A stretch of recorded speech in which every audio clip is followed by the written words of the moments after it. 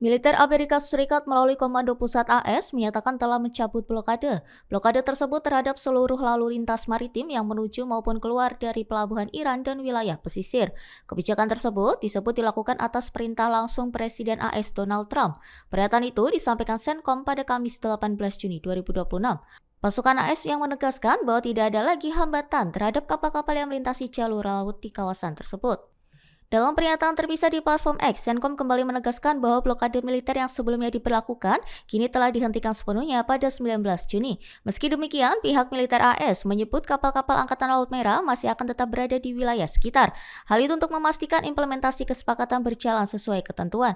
Langkah tersebut dilakukan sebagai bagian dari pengawasan lanjutan atas kesepakatan yang tengah berjalan, termasuk memastikan tidak ada pelanggaran di wilayah perairan strategis tersebut. Good morning, everybody. Nothing to talk about. Slow news day here in Washington, D.C. So let me just say a couple of things off the bat. First of all, I think the president's peace plan in Iran is already bearing real fruits for the American people.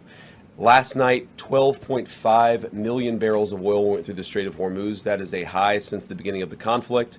Oil prices are down nearly at their level from the pre-war conflict. Gas prices dropped below $4 a gallon today for the first time since the conflict. And importantly, they're going to keep falling further given how low oil prices are. On the military side, the Iranians for the second night in a row did not shoot at any ships in the Strait of Hormuz. So far, they are honoring their end of the commitment. And on the blockade, CENTCOM has allowed north of a dozen ships to go through our naval blockade, and so we're also honoring our end of the early part of the agreement. On the military side, a couple of things that are still true and will be true whether the Iranians comply with the rest of the deal or not. Number one, their nuclear program has been completely destroyed. Their capacity for enrichment, the facilities at which they were using to develop enrichment and develop a potential nuclear weapon, those facilities are still destroyed. Their conventional military is still destroyed. Their capacity to threaten their neighbors is still largely gone. And now we see whether they are willing to comply with the next step of the president's peace plan. As you all know, the part of the peace plan, the part of this MOU that I think have been most misrepresented by certain parts of the media is the idea that the Iranians get all these benefits. You will hear things about $300 billion or $24 billion or this or that number of money or amount of money.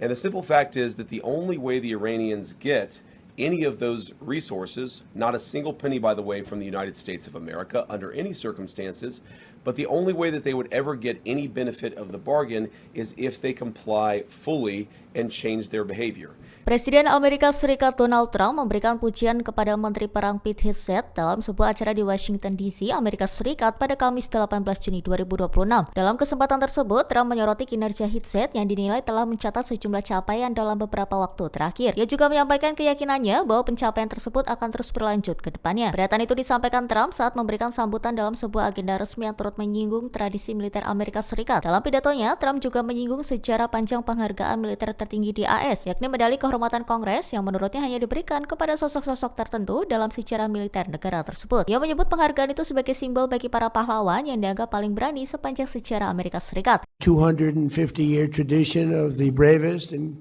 greatest heroes ever to walk the earth. But only a few have received our highest military distinction, the Congressional Medal of Honor. I wanted to give it to myself, but I was informed I couldn't do it. And I couldn't find anything where I was actually worthy. So here we are. You understand that? We're pleased to be joined on this occasion by the Secretary of War, Pete Hegseth, and he's had some good victories lately, I will tell you. He's going to have a lot more.